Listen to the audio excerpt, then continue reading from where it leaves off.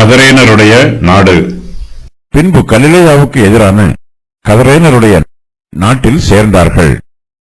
அவர் கரையில் இறங்கின போது நெடுநாளாய் பிசாசுகள் பிடித்தவனும் வஸ்திரம் தெரியாதவனும் வீட்டில் தங்காமல் பிரேத கல்லறைகளிலே தங்கினவனுமாயிருந்த அந்த பட்டணத்து மனுஷன் ஒருவன் அவருக்கு எதிராக வந்தான். அவன் இயேசுவை கண்டபோது கூக்குரலிட்டு அவருக்கு முன்பாக விழுந்து, இயேசுவே, உன்னதமான தேவனுடைய குமாரனே, எனக்கும் உமக்கும் என்ன? என்னை வேதனைப்படுத்தாதபடிக்கு உம்மை வேண்டிக் கொள்கிறேன் என்று மகா சத்தத்தோட சொன்னான். அந்த அசுத்த ஆவி அவனை விட்டு போகும்படி இயேசு கட்டளிட்டபடினாலே அப்படி சொன்னான். அந்த அசுத்த ஆவி வெகு காலமாய் அவனை பிடித்திருந்தது. அவன் சங்கிலிகளினாலும் விலங்குகளினாலும் கட்டுண்டு காவல் பண்ணப்பட்டிருந்தும் கட்டுகளை முறித்து போட்டு பிசாசினால் வனாந்தரங்களுக்கு துரத்தப்பட்டிருந்தான். இயேசு அவனை நோக்கி, உன் பேர் என்ன என்று கேட்டார். அதற்கு அவன் லேகியோன் என்றான். அநேகம் பிசாசுகள் அவனுக்குள் புகுந்திருந்தபடியால் அந்த பெயரைச் சொன்னான். தங்களை பாதாளத்திலே போக கட்டளையிடாதபடிக்கு அவைகள் அவரை வேண்டிக் கொண்டன. அவ்விடத்தில் அநேகம் பன்றிகள் கூட்டமாய் மலையிலே மேய்ந்து கொண்டிருந்தது. அந்த பன்றிகளுக்குள் போகும்படி தங்களுக்கு உத்தரவு கொடுக்க வேண்டும் என்று அவரை வேண்டிக் கொண்டன. அவைகளுக்கு உத்தரவு கொடுத்தார். அப்படியே பிசாசுகள் அந்த மனுஷனை விட்டு நீங்கி பன்றிகளுக்குள் புகுந்தன. அப்பொழுது அந்த பன்றி கூட்டம் உயர்ந்த மேட்டிலிருந்து கடலிலே பாய்ந்து அமிழ்ந்து மாண்டது. அவைகளை மேய்த்தவர்கள் சம்பவித்ததைக் கண்டு ஓடிப்போய் பட்டணத்திலும் சுற்றுப்புறங்களிலும் அறிவித்தார்கள்.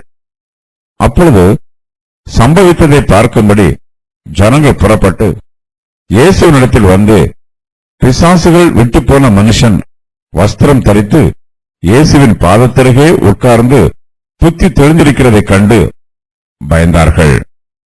பிசாசுகள் பிடித்திருந்தவன் சொஸ்தமாக்கப்பட்டதைக் கண்டவர்களும் அதை அவர்களுக்கு அறிவித்தார்கள்.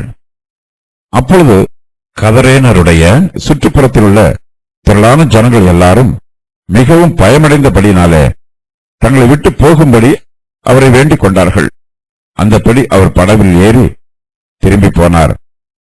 பிசாசுகள் நீங்கின மனுஷன் அவரோட கூட இருக்கும்படி உத்தரவு கேட்டான்.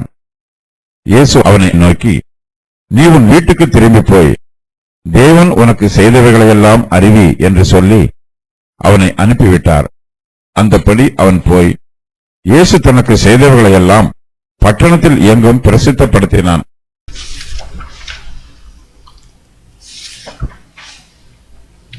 நெடுநாளாய் பிசாசுகள் பிடித்தவன். இயேசு கிறிஸ்துவுக்கு சுழல் காற்றின் மீதும் கொந்தளிக்கும் கடலின் மீதும் அதிகாரம் உள்ளது. அவர் சர்வ வல்லமையுள்ள தேவன். அவருக்கு பிசாசுகள் மீதும் அதிகாரம் உள்ளது. அவருடைய வார்த்தைக்கு பிசாசுகளும் கீழ்ப்படியும். இயேசு கிறிஸ்துவும் சீஷர்களும் கடலிலே பிரயாணம் செய்து அக்கறைக்கு வருகிறார்கள். கலிலேயாவுக்கு எதிரான கதரேனருடைய நாட்டிற்கு வந்து அவர்கள் சேருகிறார்கள். இயேசு கிறிஸ்து படவில் இருந்து கரை இறங்கின போது நெடுநாளாய் பிசாசுகள் பிடித்த ஒருவன் அவருக்கு எதிராக வருகிறான். இவனுக்குள் அநேகம் பிசாசுகள் பிடித்திருக்கிறது. ஆகையினால் இவன் தன் பெயரை லேகியோன் என்று கூறுகிறான். லேகியோன் என்னும் வார்த்தைக்கு அநேகம் என்று பொருள். இந்த பிசாசுகள் இவனை நெடுநாளாய் பிடித்திருக்கிறது. பிசாசுகள் மனுஷருக்கு சத்துருக்களாகவே கிரியை செய்யும். மனுஷரை வேதனைக்கு உள்ளாக்கும், அலைக்கழிக்கும். பிசாசுகள் பிடித்திருக்கும் இந்த மனுஷன் வஸ்திரம் தெரியாதவனாக இருக்கிறான். இவன் வீட்டில் தங்காமல் பிரேத கல்லறைகளில் தங்குகிறான். இவனுக்குள் புகுந்திருக்கும் பிசாசுகளே இவனை வீட்டை விட்டு துரத்தி பிரேத கல்லறைகளுக்கு கொண்டு வந்திருக்கிறது. இவனை பார்த்து ஜனங்கள் எல்லோரும் பயப்படுகிறார்கள். பிசாசுகள் வெகு காலமாக இவனை பிடித்திருந்து துன்பப்படுத்துகிறது. இவனை சங்கிலிகளினாலும் விலங்குகளினாலும் கட்டி காவல் பண்ணுகிறார்கள். ஆனால் இந்த பிசாசுகளோ அந்த கட்டுக்களை எல்லாம் முறித்து போட்டு இவனை வனாந்தரங்களுக்கு துரத்தி விடுகிறது. சங்கிலிகளையும் விலங்குகளையும் முறிக்கும் அளவிற்கு பிசாசின் கிரியை இவனிடத்தில் அதிகமாக இருக்கிறது. ஆகையினால் ஜனங்கள் எல்லோரும் இவனை கண்டு பயந்து இவனுக்கு அருகில் செல்வதை தவிர்க்கிறார்கள். இவன் சாத்தானால் ஆளுகை செய்யப்படுகிறான்.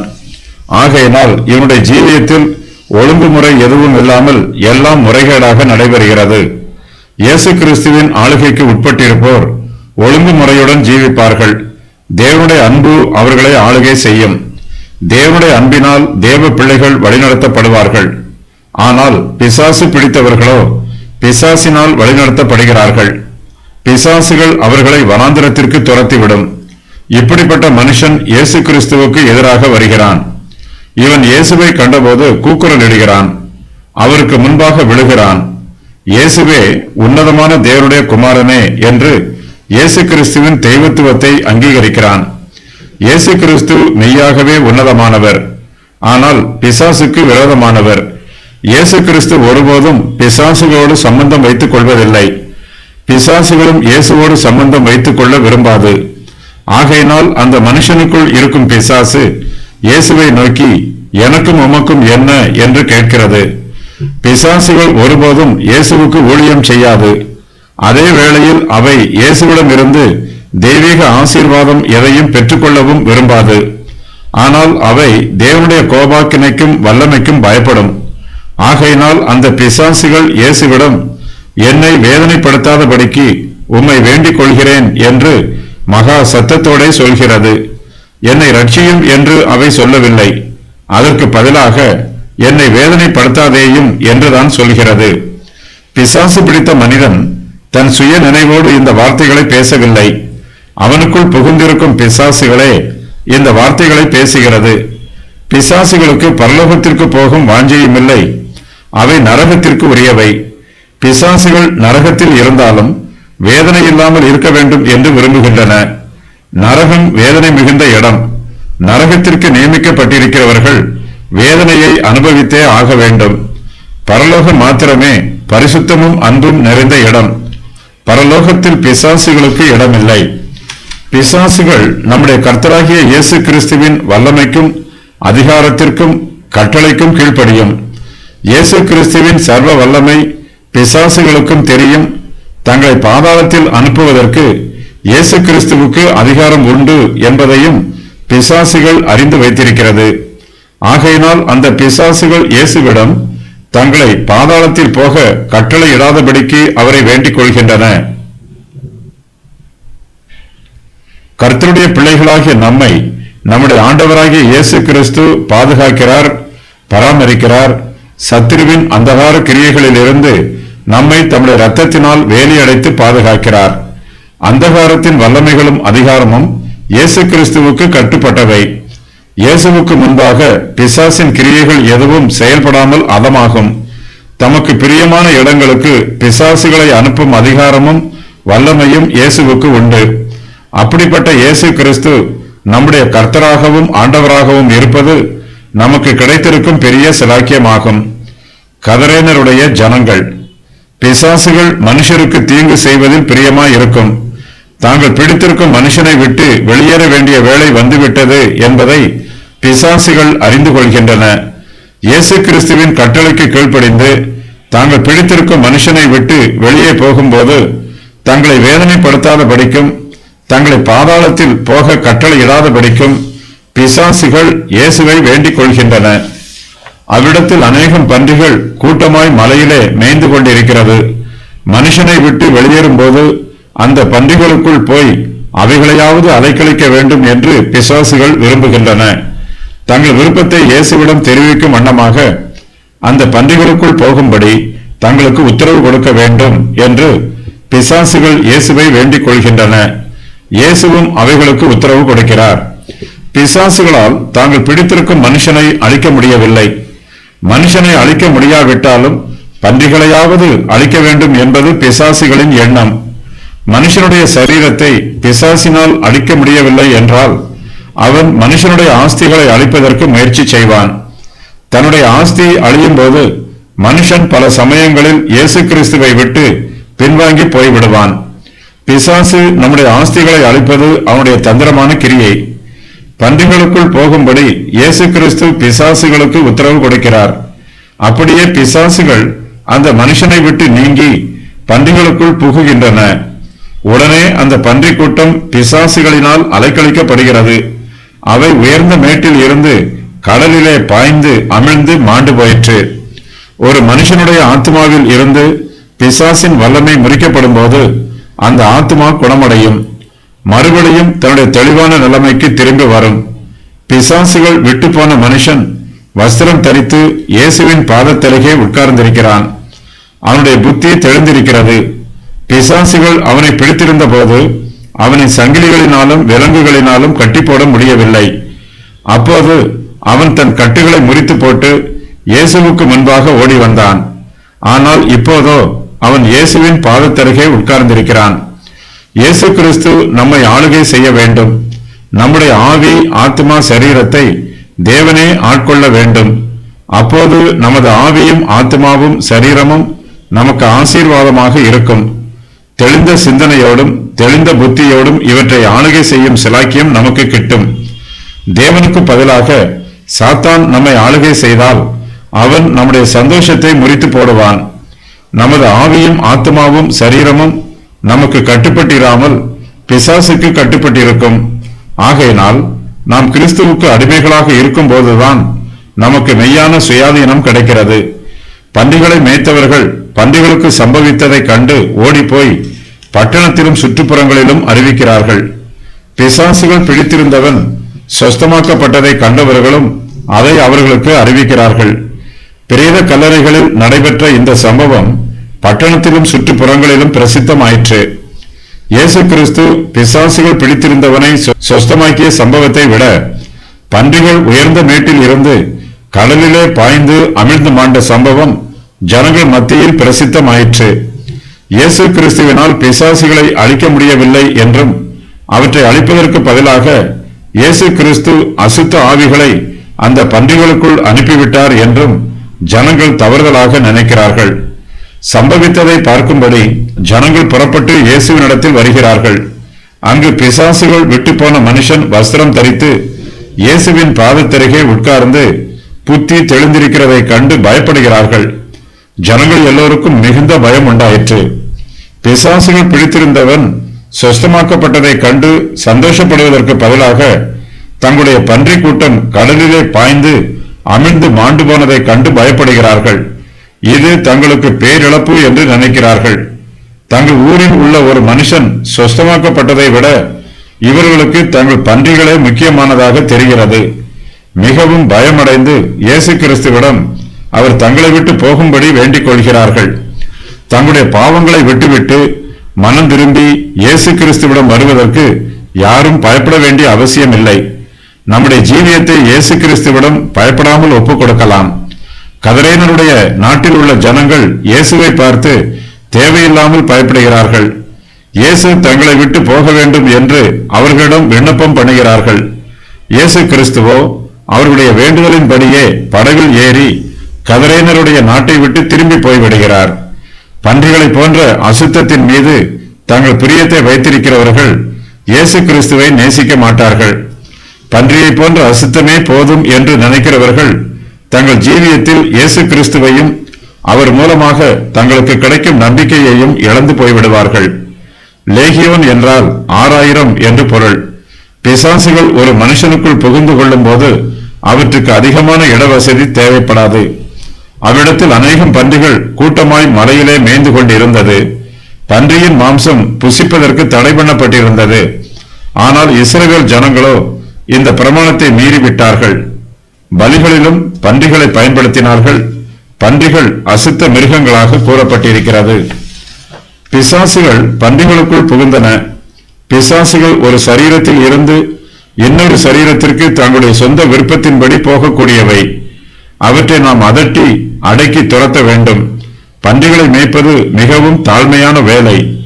பிசாசுகள் விட்டு போன மனுஷன் இப்போது வஸ்திரம் தரித்திருக்கிறான், புத்தி தெளிந்திருக்கிறான், இயேசுவின் பாதத்தருகே அமர்ந்திருக்கிறான். மனுஷர் தங்களுடைய முயற்சியினால் இதையெல்லாம் செய்ய முடியாது. ஆனால் இயேசு கிறிஸ்து ஒரு நிமிஷ நேரத்திற்குள் இந்த மனுஷனுக்கு மறுவாழ்வு கொடுத்திருக்கிறார்.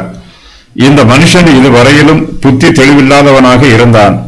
சரீர பிரகாரமான பலவீனங்களினாலோ பிசாசின் கிரியைகளினாலோ அல்லது மருத்துவ ரீதியான வேறு ஏதாவது காரணத்தினாலோ ஒருவனுக்கு புத்தி சுயாதீனம் இல்லாமல் போவதற்கு வாய்ப்புண்டு. பொதுவாக பிசாசுகளே இப்படிப்பட்ட பிரச்சனைகளுக்கு காரணமாக இருக்கும். தெளிவாக இருக்கும் மனுஷருக்குள் பிசாசு புகுந்து விட்டால் அவர்கள் தங்கள் புத்தியில் குழப்பம் அடைந்து விடுவார்கள். கர்த்தரிடத்தில் விசுவாசமாக இருந்து இயேசு கிறிஸ்துவின் வல்லமையினால் மனுஷரை வருத்தும் பிசாசுகளை துரத்த வேண்டும். விசுவாசிகளுக்கு தேவன் பிசாசுகளின் மீது அதிகாரம் கொடுத்திருக்கிறார். அங்கு கூடியிருந்த ஜனங்களுக்கு சொஸ்தமாக்கப்பட்ட மனுஷனுடைய முன் நிலைமையையும் தெரியும், பின் நிலைமையும் தெரியும். இயேசு கிறிஸ்துவிடம் அந்த ஊர் ஜனங்கள் தங்கள் ஊரை விட்டு போகுமாறு கேட்டுக்கொள்கிறார்கள். இயேசு கிறிஸ்துவும் அந்த ஊரை விட்டு போய்விட்டார். அதன் பின்பு அவர் அந்த ஊருக்கு திரும்பி வரவில்லை. இயேசு கிறிஸ்துவை ஏற்றுக்கொள்ள விரும்பாத ஜனங்களை அவர் ஒருபோதும் கட்டாயப்படுத்துவதில்லை. யாரையும் அவர் பலவந்தம் பண்ணுவதும் இல்லை. மனுஷர் தாங்களாகவே தீர்மானம் பண்ணி இயேசு கிறிஸ்துவிடம் வர வேண்டும். தம்மிடம் வருகிற யாரையும் அவர் புறம்பே தள்ள மாட்டார். இயேசு கிறிஸ்துவிடம் வந்து தங்களுடைய ஜீவனை ஒப்புக் கொடுக்காதவர்கள் நித்திய ஆக்கினையை அடைவார்கள். யாரை ரட்சிப்பதற்காக இயேசு கிறிஸ்து இந்த உலகத்திற்கு வந்தாரோ அந்த ஜனங்களே அவரை ஏற்றுக்கொள்ளாமல் புறக்கணிக்கிறார்கள். பிசாசுகள் நீங்கின மனுஷன். பிசாசுகள் நீங்கின மனுஷன் புத்தி தெளிந்து இயேசுவின் பாதத்தருகே உட்கார்ந்திருக்கிறான். தன்னுடைய ஜீவிய காலமெல்லாம் இயேசுவோடு கூடவே இருக்க வேண்டும் என்று விரும்புகிறான். கதரேனுடைய நாட்டில் உள்ள ஜனங்களோ இயேசு கிறிஸ்து தங்களை விட்டு போக வேண்டும் என்று விரும்புகிறார்கள். ஆனால் இந்த மனுஷனோ அவரோடு கூட இருக்கும்படி உத்தரவு கேட்கிறான். அசுத்த ஆவிகளினாலும் வியாதிகளினாலும் பிடிக்கப்பட்டிருந்தவர்களில் அநேகரை இயேசு கிறிஸ்து இதற்கு முன்பு சொஸ்தமாக்கி இருக்கிறார். அவர்கள் எல்லோரும் இயேசுவோடு கூடவே இருக்கிறார்கள். அவர்களைப் போல தானும் இயேசுவோடு கூட இருக்க வேண்டும் என்று இந்த மனுஷன் விரும்புகிறான். தங்களுக்கு இயேசு வேண்டாம் என்றும் இயேசு தங்களை விட்டு போய்விட வேண்டும் என்றும் விரும்பும் ஜனங்கள் மத்தியில் இந்த மனுஷன் வாசம் பண்ண விரும்பவில்லை. ஆனால் இயேசு கிறிஸ்துவோ இந்த மனுஷனை தம்மோட கூட இருக்கும்படி அனுமதிக்கவில்லை. அதற்கு பதிலாக அவனை அவனுடைய வீட்டிற்கு திரும்ப அனுப்புகிறார். தாம் அவனுக்கு செய்தவைகளையெல்லாம் கதரேனருடைய நாட்டில் அறிவிக்கும்படி இயேசு கிறிஸ்து அவனை அனுப்புகிறார். அந்த மனுஷனும் இயேசுவின் கட்டளைக்கு கீழ்ப்படிந்து இயேசு தனக்கு செய்தவைகளையெல்லாம் பட்டணத்தில் பிரசித்தப்படுத்துகிறான். இதுவரையிலும் பட்டணத்து ஜனங்களுக்கு பிரச்சனையாக இருந்தவன் இப்போது அவர்களுக்கு ஆசீர்வாதமாக இருக்கிறான். மற்ற ஆத்துமாக்களை இயேசு கிறிஸ்துவிடம் அழைத்து வருவதற்காக இந்த மனுஷன் இயேசுவோடு கூட இருக்கும் சிலாக்கியத்தை விட்டுக் கொடுத்து விட்டு தன்னுடைய ஊரார் மத்தியில் கர்த்தருக்காக ஊழியம் செய்கிறான். நம்முடைய ஜீவியத்திலும் ஊழிய வாய்ப்பு கிடைக்கும் போது அதை பயன்படுத்த வேண்டும். நமது சுயநலன்களுக்கும் வசதிகளுக்கும் முக்கியத்துவம் கொடுக்காமல் இயேசு கிறிஸ்துவின் ஆத்தும ஆதாய ஊழியத்திற்கு முக்கியத்துவம் கொடுக்க வேண்டும். பிசாசுகள் நீங்கிய மனுஷன் இயேசு கிறிஸ்துவை தம்மோடு இருக்குமாறு கேட்டுக்கொள்கிறான். ஆனால் புத்தி தெளிவாக இருக்கும் மனுஷரோ இயேசு கிறிஸ்துவை தங்களை விட்டு போகும்படி வேண்டிக் கொள்கிறார்கள். இந்த நிகழ்ச்சியில் இயேசு கிறிஸ்து 3 ஜெபங்களுக்கு பதில் கொடுக்கிறார். அவையாவன: பிசாசுகளின் விண்ணப்பம், ரட்சிக்கப்படாத மனுஷரின் விண்ணப்பம், புத்தி தெளிந்தவனுடைய விண்ணப்பம். புத்தி தெளிந்தவன் இயேசுவோடு தான் இருக்க வேண்டும் என்று விண்ணப்பம் பண்ணினான். ஆனால் இயேசு கிறிஸ்து அவனுடைய வேண்டுகோளை ஏற்றுக்கொள்ளவில்லை. அவன் தன் வீட்டிற்கு போய் தாம் அவனுக்கு செய்தவைகளை அறிவிக்க வேண்டும் என்று இயேசு அவனை அனுப்பிவிடுகிறார். இயேசு கிறிஸ்து செய்கிற நற்காரியங்களை ரட்சிக்கப்பட்டவர்கள் மற்ற ஜனங்களுக்கு அறிவிக்க வேண்டும். எல்லோருக்கும் சுவிசேஷம் அறிவிப்பது தேவனுடைய சித்தம். அந்த சித்தத்திற்கு விசுவாசிகள் கீழ்ப்படிய வேண்டும். நம்முடைய சுய சித்தத்தை தேவன் அங்கீகரிக்கவில்லை என்று வருத்தப்படக்கூடாது. கர்த்தருடைய சித்தம் நிறைவேற நாம் ஒப்புக் கொடுக்க வேண்டும். இந்த வசன பகுதியில் பிசாசு பிடித்திருந்த மனுஷன் புத்தி தெளிந்தவனாக இருக்கிறான். கிறிஸ்துவிடம் அவன் தன் விருப்பத்தை கூறுகிறான். ஆனால் கிறிஸ்து அவனுடைய விருப்பத்தை ஏற்றுக்கொள்ளாமல் தம்முடைய சித்தத்தை செய்யுமாறு கூறுகிறார். அந்த மனுஷன் இயேசுவின் சித்தத்திற்கு கீழ்ப்படிந்து புறப்பட்டு போனான். நாம் ஜெபம் பண்ணும்போது தேவனுடைய சித்தம் என்னவென்று தெரிந்து ஜெபிக்க வேண்டும். பட்டணம் என்பது லூக்கா 8:34 கூறப்பட்டிருக்கிற பட்டணம். இவர்கள் இயேசுவை அங்கீகரிக்கவில்லை. இப்படிப்பட்ட காரியம் இக்காலத்திலும் நடைபெறுகிறது. ஒரு சில ஜனங்கள் ஒரு ஊழியக்காரரை ஏற்றுக்கொள்ள மாட்டார்கள், வேறு ஊழியக்காரரை ஏற்றுக்கொள்வார்கள். இதனால் ஊழியக்காரர்கள் தங்களுக்குள் பொறாமைப்பட வேண்டியதில்லை, மனம் வருத்தப்பட வேண்டியதும் இல்லை. ஊழியக்காரரை அவர்கள் ஏற்றுக்கொள்ளாவிட்டாலும் தேவனுடைய சத்தியத்தை ஜனங்கள் ஏற்றுக்கொள்ள வேண்டும். வேத வசனத்தை ஜனங்கள் ஏற்றுக்கொள்ளவில்லை என்றால் அவர்களுடைய வருங்காலத்திற்கு நம்பிக்கை இல்லை.